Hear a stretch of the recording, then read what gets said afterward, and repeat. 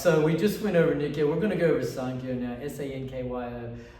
There's different positions you can be in to get Sankyo. I'm going to show you my favorite, which is more fun for me if this might happen in a real situation. So I'm out hanging out and all of a sudden he starts swinging.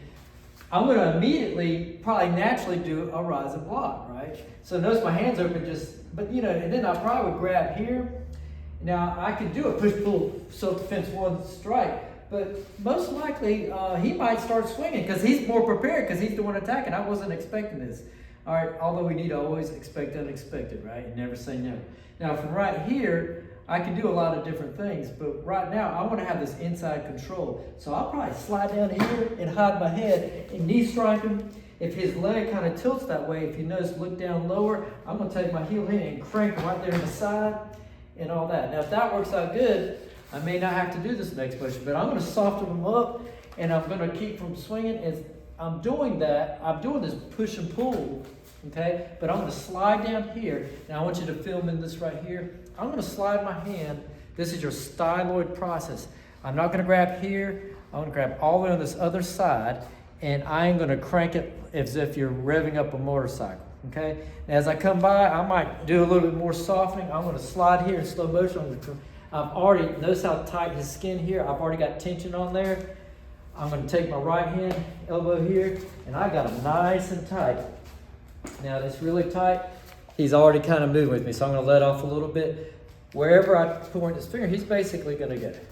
All right? And we can use this as a come on. All right?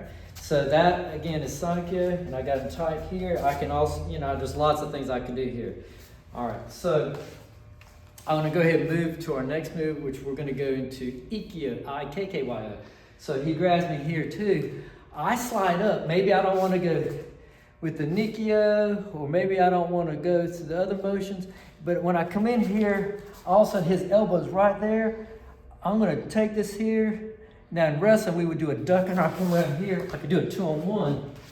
But in this situation, I'm going to take this elbow here, come all the way around here, and watch what I'm doing. I'm going to take my hip, if you see my hip here, hip into the pit, slam down here. And at this point here, if he's on the ground, this is fine. I might be able to stomp or whatever. But if he, let's say he doesn't go quite as far, and I take my hip and crank here, I'm going to take my right hand here and pull up at the same time I'm pushing. I'm adding push and pull forces against this elbow. So his elbow is right here. I'm taking this hand here and pushing down. At the same time, I'm going to take this hand and pull up. That's Ikkyo. That don't feel good. You can even kind of point them all the way like a lightning bolt, and notice he patted out, not feel good. If I want to incorporate the next move, which is Gokyo, G-O-K-Y-O, I'm going to take this hand here, and I'm going to press here. That's not going to feel good either. Anytime we can press pressure. Or I can come back here, also called a reverse butterfly lock. Gokyo is right there, and that's nice. You can also kind of put your fingers right here if you want to come around this way. I can stick my thumbs right here in a little pressure point, and I'll lock this out, and that's not going to feel good. I can crank it up on his shoulder. If he tries to bend that elbow because I got slack, outside block, slam him down right across there, and we got him back straight now. What we need to do. So that's just some follow-up there. So remember, your opponent doesn't know which one of these things to do, because if he grabs me again, I could just do the right out there, right? He doesn't know which one I'm going to do. Or if he grabs me, I could kind of swing here, swing right here. I got him turned over, push, pull, strike.